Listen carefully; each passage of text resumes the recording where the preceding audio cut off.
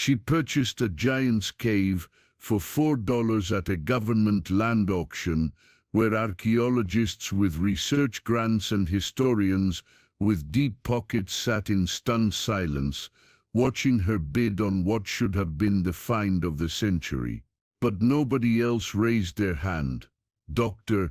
Elena Vasquez looked around the packed auditorium at the University of New Mexico, expecting anyone to challenge her bid. The Anasazi Cave, as locals called it, sat carved into the red cliffs of Mesa Gigante, containing what appeared to be ancient petroglyphs and stone chambers that could rewrite Native American history. The reserve price was only $4 due to a bureaucratic technicality, but the archaeological value should have been priceless. The auctioneer's gavel hesitated in the air. "Going once," he called, his voice lacking its usual confidence. Elena noticed something that made her archaeology professor instincts tingle with unease. The people in the auditorium weren't looking at the projected images of the cave. They were looking at her, not with envy or professional frustration, but with something that looked disturbingly like fear, as if she'd just claimed something that had already cost people their lives. "Going twice," the auctioneer continued, but before he could bring down the gavel, an elderly Navajo woman named Mary Begay stood up from the back row. "You don't want that place, Professor," she called out, her weathered hands gripping her walking stick. "Some stones are better left unturned." But before Elena could ask what she meant, the gavel came down with a sharp crack that seemed to echo longer than it should have. "Sold to Dr. Vasquez for $4. The crowd began to disperse immediately, faster than normal, as if they couldn't get away quick enough. But as Elena approached the auction clerk to complete her purchase, she caught fragments of hushed conversations drifting through the auditorium. "She doesn't know about the expedition in '98, what happened to Dr. Morrison and his team. Nobody's been inside those chambers for 25 years. The clerk handed her the land deed with shaking hands, avoiding eye contact. When Elena asked about the site's excavation history, the man simply shook his head and walked away without another word. That's when Elena noticed the most unsettling detail of all. Every archaeologist and historian who had attended the auction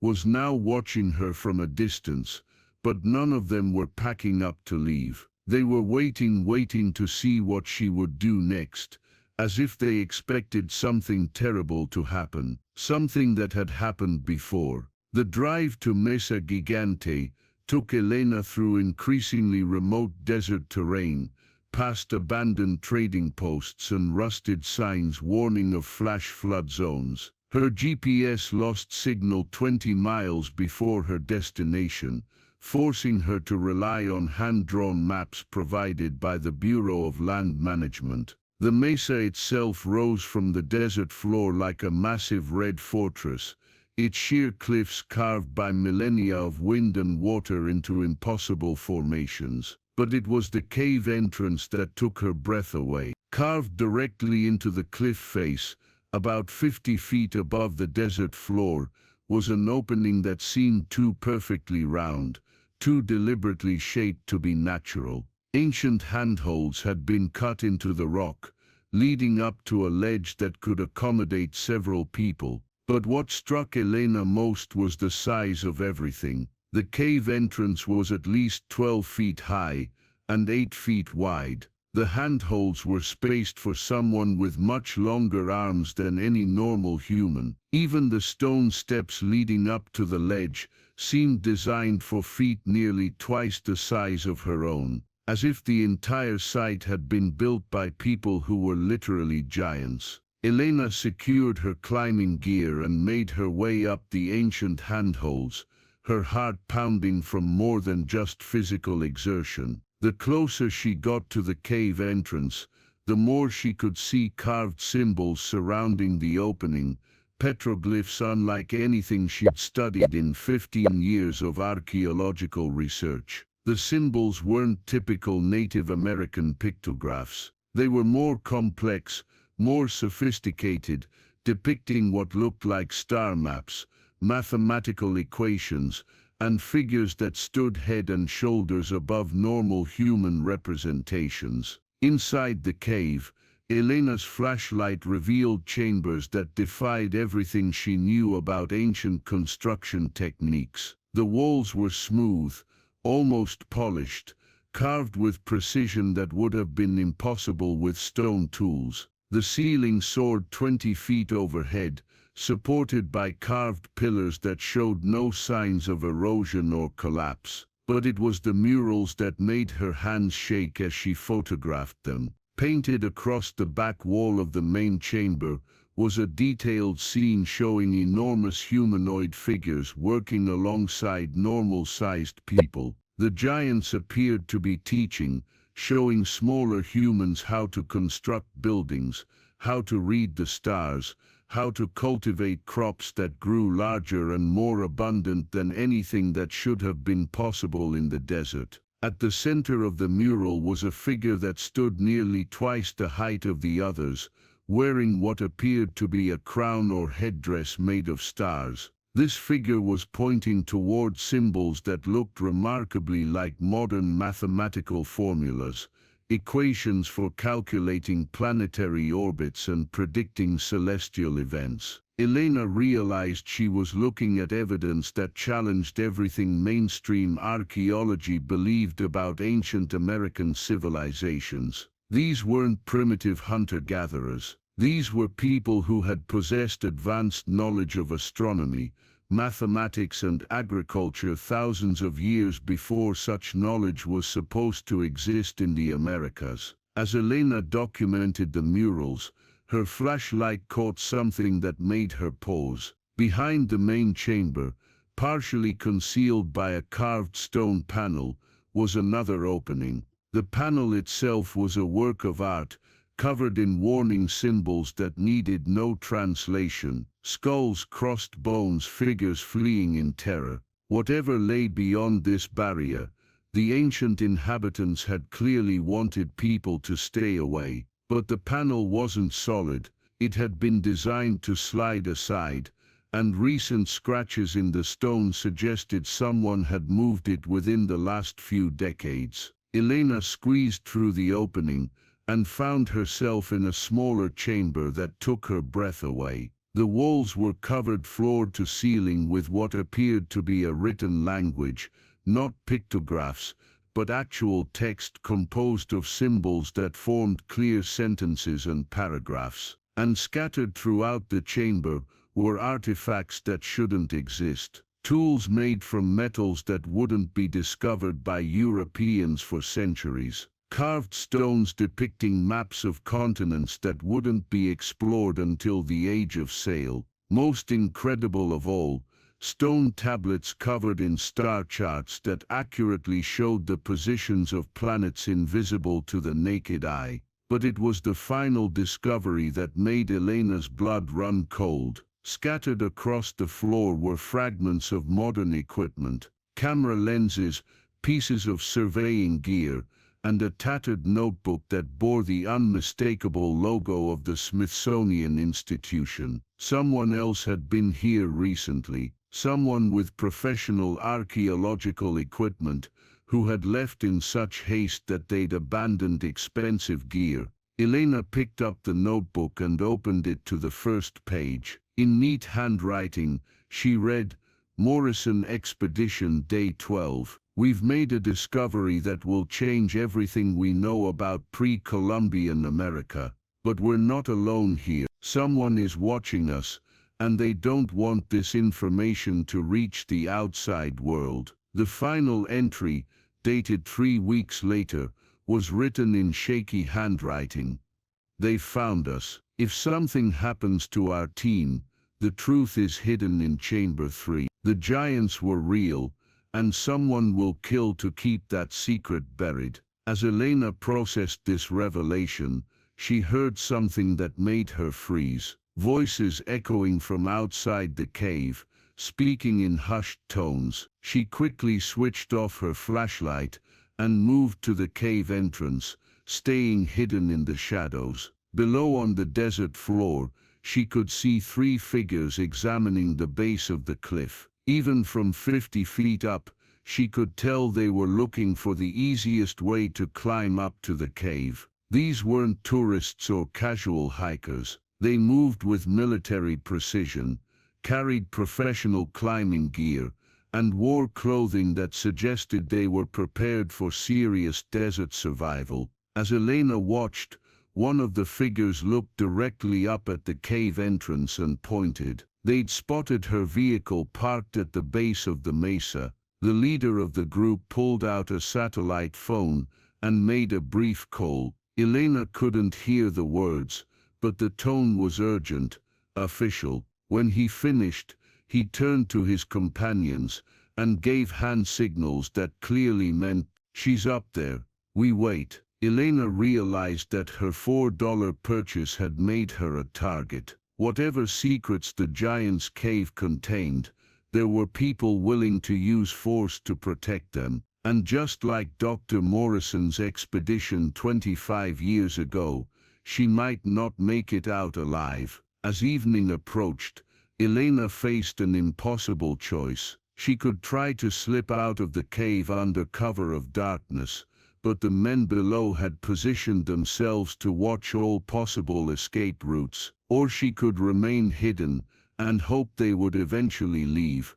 but her water and supplies wouldn't last more than a day or two. But there was a third option, one that terrified her as much as it excited her. She could venture deeper into the cave system, following the clues left by Dr. Morrison's expedition, and try to find chamber 3 inches where the truth about the giants was supposedly hidden. If she was going to die anyway, she might as well die trying to make the greatest archaeological discovery in human history. Elena gathered her equipment, said a silent prayer, and headed deeper into the darkness, following symbols carved into the walls that seemed to lead toward the heart of the mesa itself. Behind her, she could hear the scraping of climbing gear against stone as her pursuers began their ascent. The race to uncover the giant's greatest secret had begun.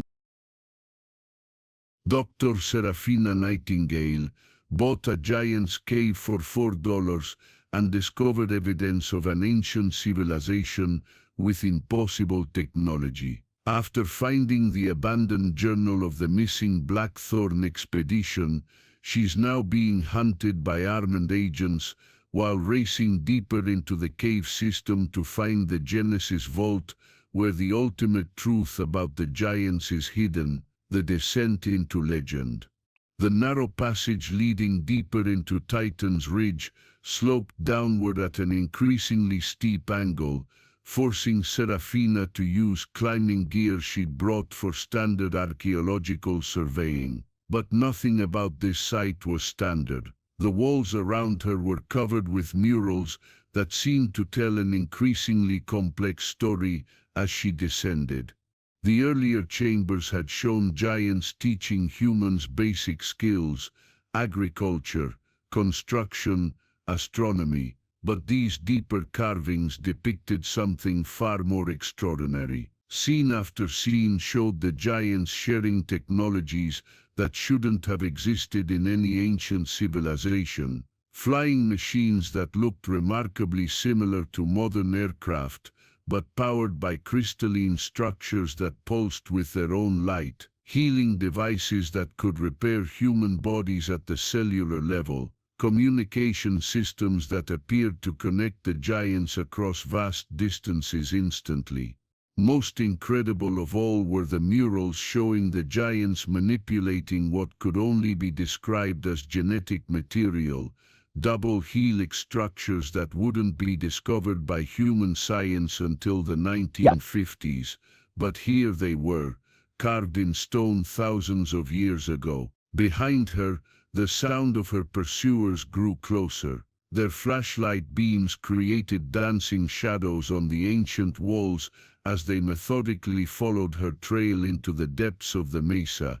"Target is approximately 200 meters ahead," she heard one of them report through his radio. "She's following the Blackthorn route exactly. ETA to Genesis Vault in 15 minutes. The fact that they knew about the Genesis Vault meant this wasn't their first time in these caves. They had been here before, probably when the Blackthorn expedition disappeared, which meant they knew exactly what she was walking into, the Guardian Chamber.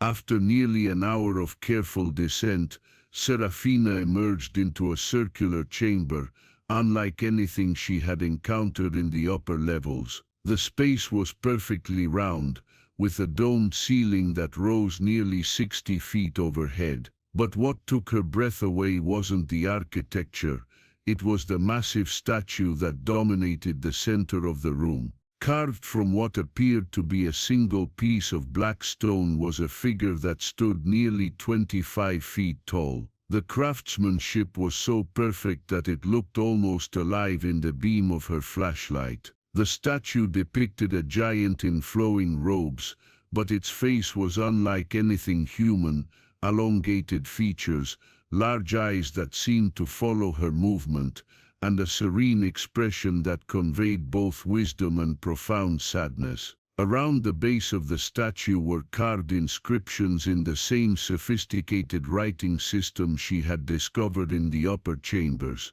But these symbols seemed different, more urgent, more warring-like in their arrangement. As she photographed the inscriptions, Serafina noticed something that made her heart race. The statue wasn't just decorative, it was functional. Hidden mechanisms were built into its base, and the giant's outstretched hand was positioned directly above a circular depression in the floor. This was some kind of key or activation system, but before she could examine it further, she heard voices echoing from the passage behind her.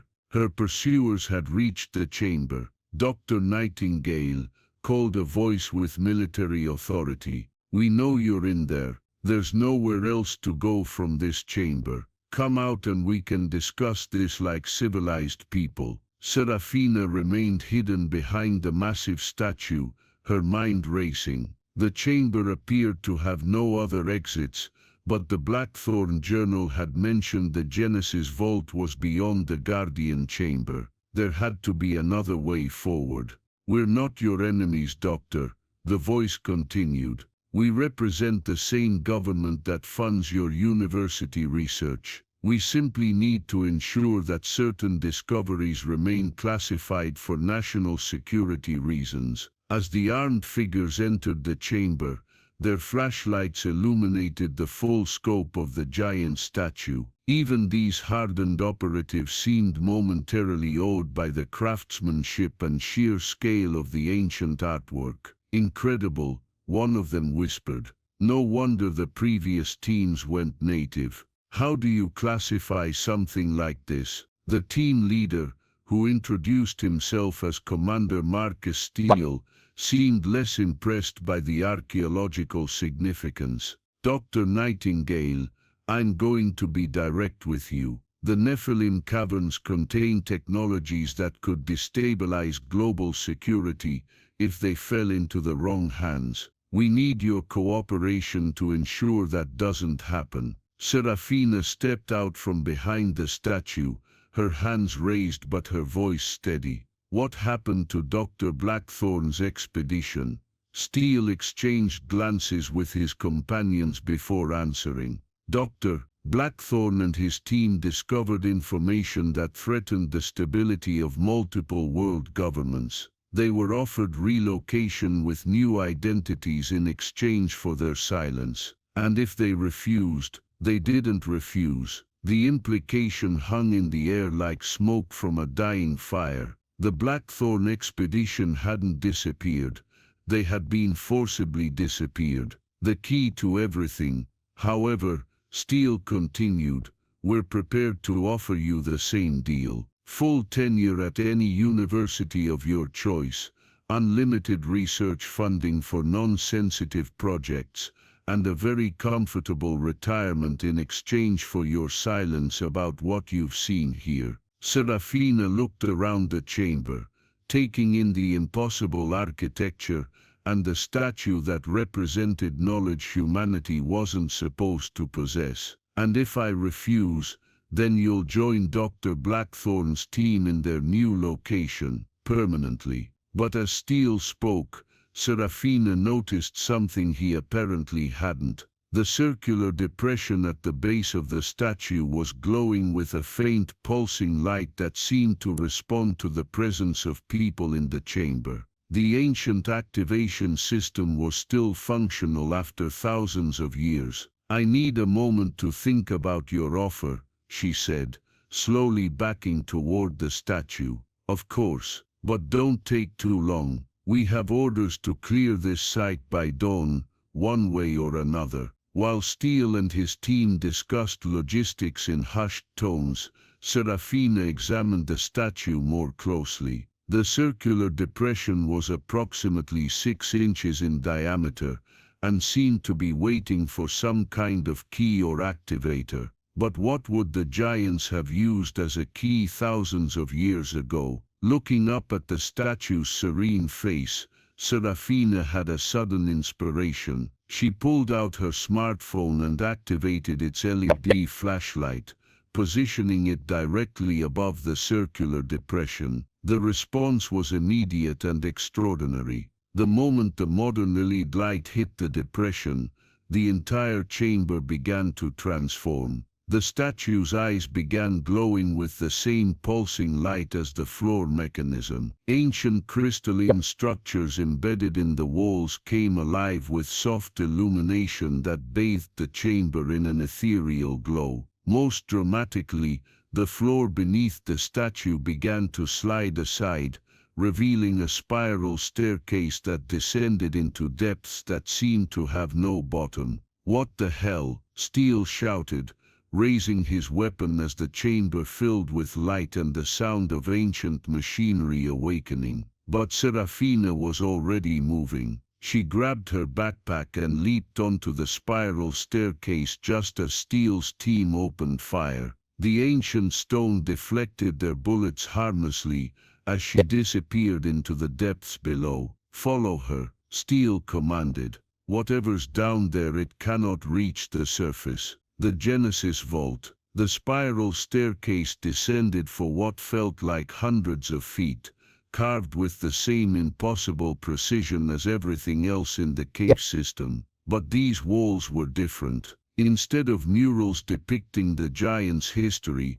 these surfaces were covered with what could only be described as technical diagrams, blueprints for machines that defied physics, genetic maps showing the relationship between giants and humans, star charts indicating the giants' origin point somewhere in the Orion constellation, and most incredibly, what appeared to be instruction manuals for technologies that could revolutionize human civilization. At the bottom of the staircase, Serafina found herself in the Genesis vault, a vast underground laboratory that took her breath away. The chamber was enormous, easily the size of an aircraft hangar, with a ceiling that disappeared into darkness above. But it was the contents of the vault that truly boggled her mind. Crystalline structures as tall as buildings pulsed with their own internal light, connected by networks of conduits that seemed to be made from materials she couldn't identify.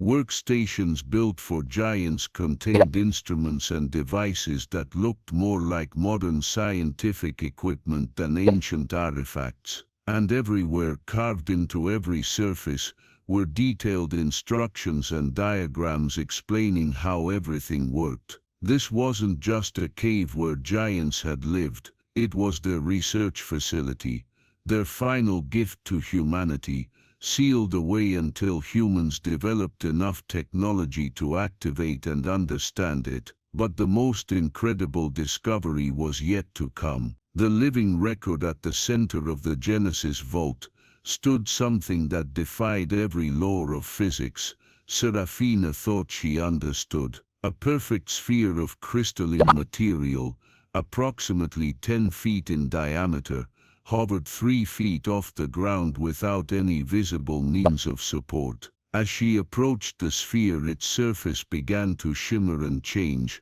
displaying images and symbols that seemed to respond to her presence. Suddenly, the sphere projected a three-dimensional hologram that filled the chamber, a perfect representation of one of the giants, standing nearly 15 feet tall with the same elongated features as the statue above. When the holographic giant spoke, Serafina was amazed to discover she could understand every word, as if the technology was somehow translating directly into her mind. "Greetings, small ones," the giant said in a voice that carried infinite wisdom and profound sadness. "If you are seeing this message, it means your species has finally developed the technology necessary to activate our preservation systems. We are the Anakim, and we have been waiting for you to find us." The hologram gestured, and the sphere began displaying images that told the giant's true story.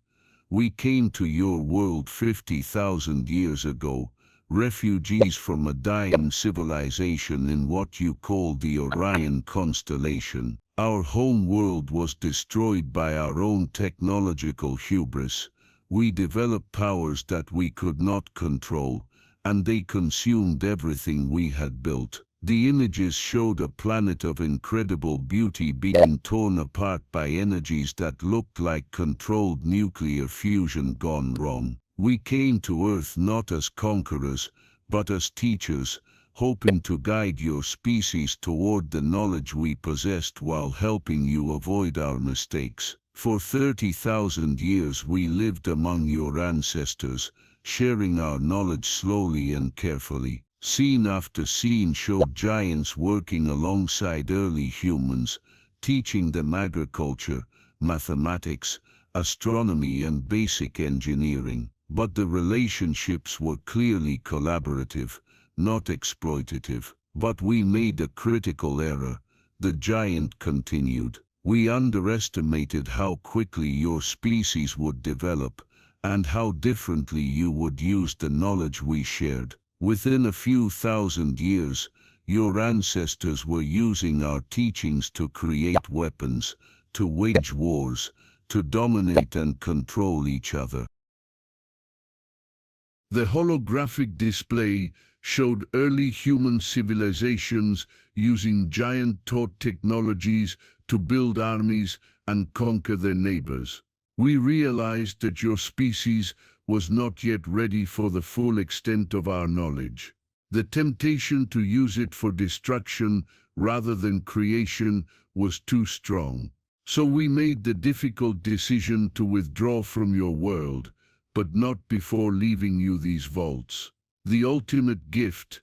In chambers like this one, scattered across your planet, we have stored the complete record of our civilization," the holographic giant explained. "Every scientific breakthrough, every technological advancement, every philosophical insight we achieved during our million-year history is preserved here, waiting for humanity to mature enough to use it wisely." The sphere began displaying technologies that could solve every major problem facing modern civilization. Clean energy sources that could power the entire planet without environmental damage. Medical techniques that could eliminate disease and extend human lifespan indefinitely. Transportation systems that could connect every point on Earth within minutes. "But these gifts come with a warning," the giant continued, its expression growing grave.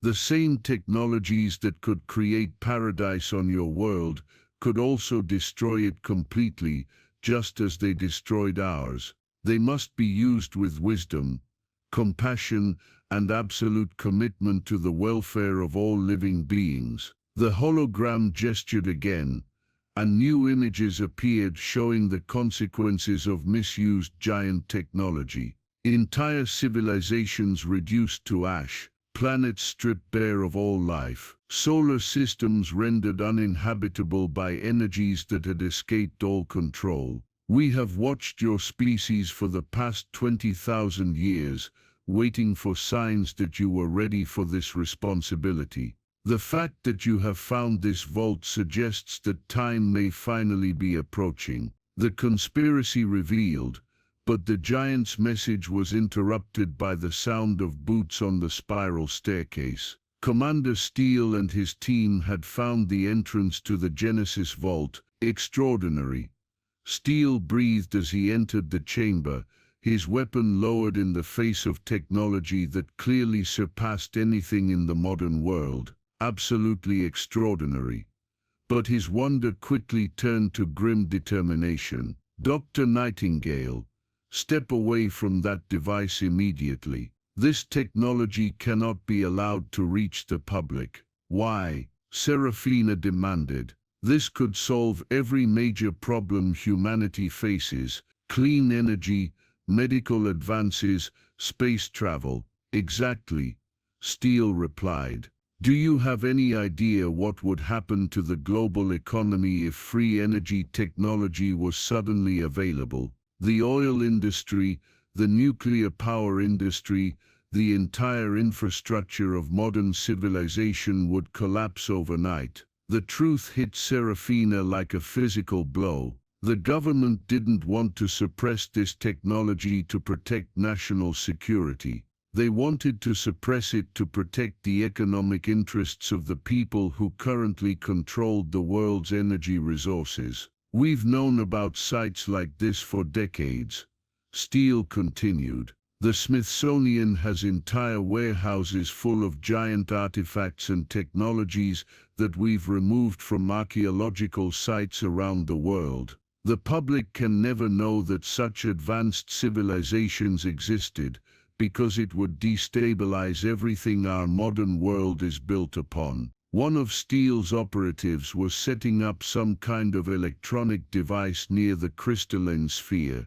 EMP charges are in position, Commander. We can wipe all the technology in this chamber and make it look like a natural cave-in. Wait, Serafina pleaded. You're talking about destroying knowledge that could benefit all of humanity. This isn't about national security. This is about preserving the profits of energy companies. The choice, but the holographic giant hadn't finished its message. Despite the presence of the armed operatives, the sphere continued displaying images and information. We knew this day would come, the giant said, as if responding to the current situation. We knew that some among your species would try to suppress this knowledge for their own benefit. That is why we built safeguards into every vault. The crystalline structures throughout the chamber began pulsing with increasing intensity, and Serafina realized the giants had anticipated this exact scenario. The knowledge stored in this vault cannot be destroyed by your primitive weapons, the hologram continued. The moment you attempt to damage our preservation systems, they will automatically broadcast all stored information to every electronic device on your planet simultaneously. Steele's face went white. Shut it down now. But his operative was staring at his equipment in confusion.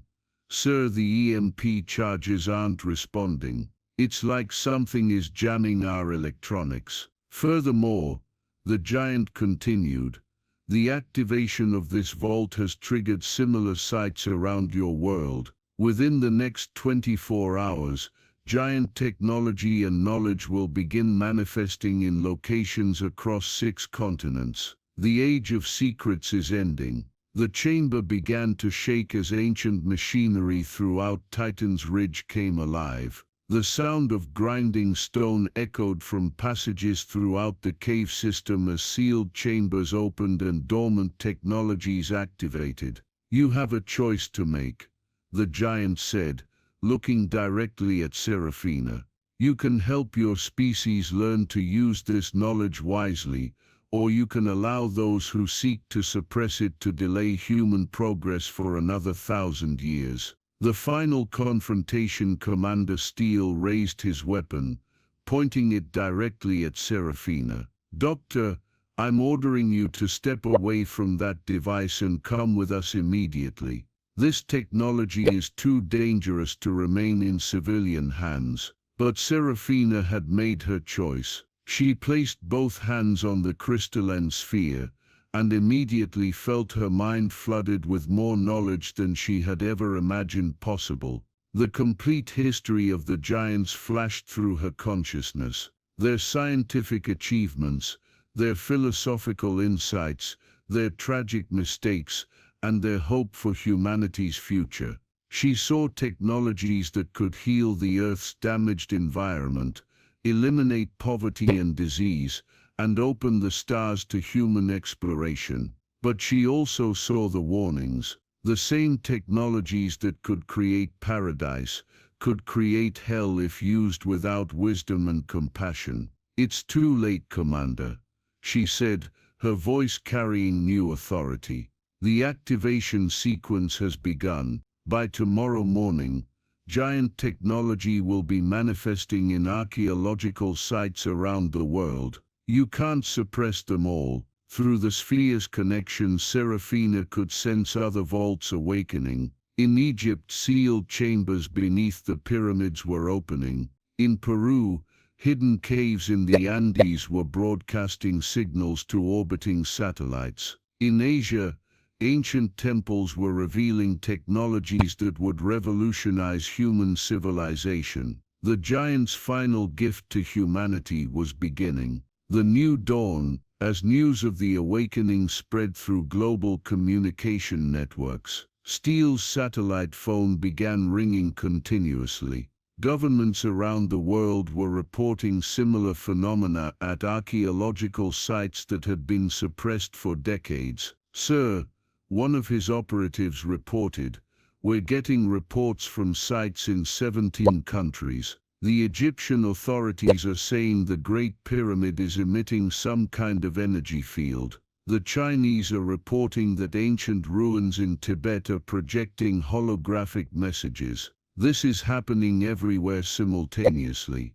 Steele lowered his weapon, realizing that his mission had become impossible. "Command, this is Steele. The containment protocol has failed. Repeat, containment has failed. We need immediate consultation with the highest levels of government." The holographic giant smiled, an expression of profound hope mixed with cautious optimism. "Your species stands at a crossroads," it said. "The knowledge we are sharing can lead to a golden age of peace, prosperity and exploration beyond your current imagination.